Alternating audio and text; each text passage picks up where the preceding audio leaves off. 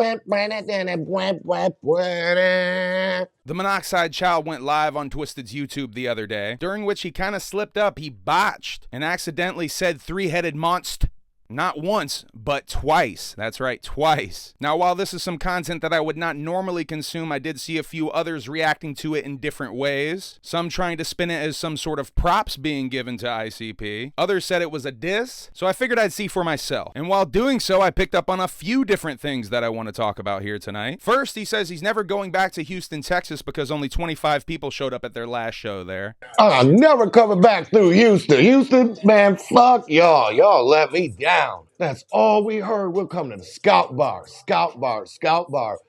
And the shows lit. Live as fuck. But so many kids are like, man, this ain't Houston. You gotta come to Houston. And they gave us the venue. And we came to that motherfucker and not 25 people were in that motherfucker. Man, fuck that shit. If you don't want to come to the Scout Bar, you just don't want to fuck with us. I'll never do that shit again. I was stupid. Jesus Christ. Sometimes I just don't need to listen to y'all. And that was one of them times. Then he slips up and actually says three-headed monster. Almost says three-headed monster all the way. He catches himself, but he pretty much almost says it. He's trying to promote his own album, Odyssey, which I immediately marked out as some sort of off-brand ripoff of the Three-Headed Monster project. We'll talk a little bit more about that when he does it the second time at the end here. There's a lot going on around here all of a sudden. Fucking Guillermo Ski, his record, the Halloween record, the Three-Headed Monster. There's all kinds of shit going on around. This place is like Christmas right now, god damn it. Next, he snaps at someone in the chat asking about a job at the M&E warehouse. Is the M&E warehouse hiring? No!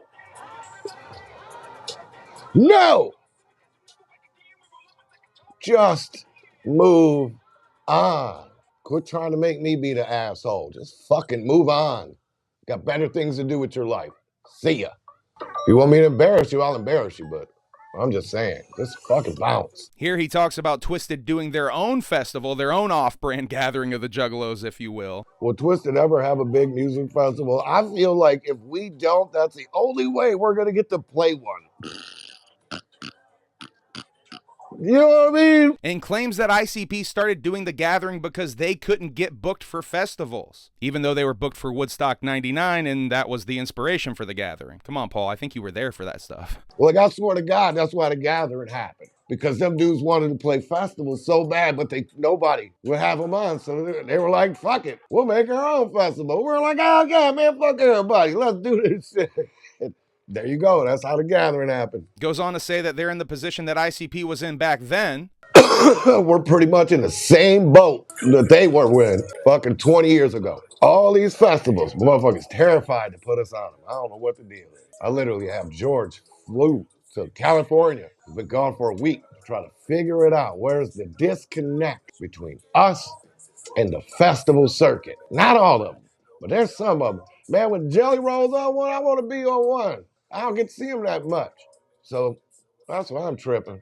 So what I told George, the amount of people that we know that are willing to work with us, I think we could put on a fucking amazing, let's start small, because you know they be getting worried when I start saying, we do a week-long thing. He says at one point that he doesn't think Atmosphere and Brother Ali and the Rhymesayers crew fuck with them when asked about Brother Ali. And then he says he's his own favorite rapper. Who's my favorite rapper? Me. And you'll see why. He's asked about the Born Twiztid DVD and getting the rights back for that. Says that's the closest they ever got to going gold. And kind of hints that someone is holding them back from going gold. Any chance you get the OG Born Twiztid DVD?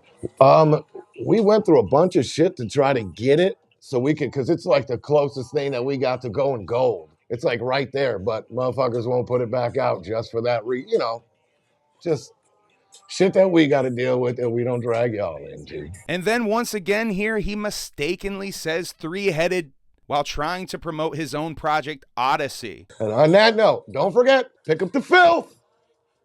Pick up that three-headed. Pick up that three-headed.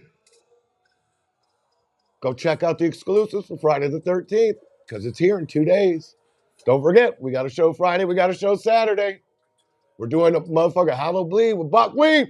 Buckwheat! Now, what I find interesting about him making the mistake of using this twice, using three-headed monster twice, is it really highlights the fact that this almost certainly was some sort of rip-off, off-brand project. This kind of confirms it, at least in my mind. At the very least, it means that they were walking around probably referring to their own project as three-headed monster. Why else would you make that mistake twice? Or does it mean that the three-headed monster is on his brain so much that it's just popping out of his mouth? I definitely don't think that this is giving props. I think this is very much like Asylum Films. It's an off-brand version of Three-Headed Monster. You asked for Three-Headed Monster, but Grandma went to the store and got you Odyssey instead. Anyway, let me know what you think in the comments. Humble Among Broadcast System number 108. We'll talk about this and more. Hit the like gimmick, hit the subscribe gimmick. Whoop whoop, have a good day or night, whenever this drops. And what is the truth, by the way? What is truth but purely speculation any fucking way?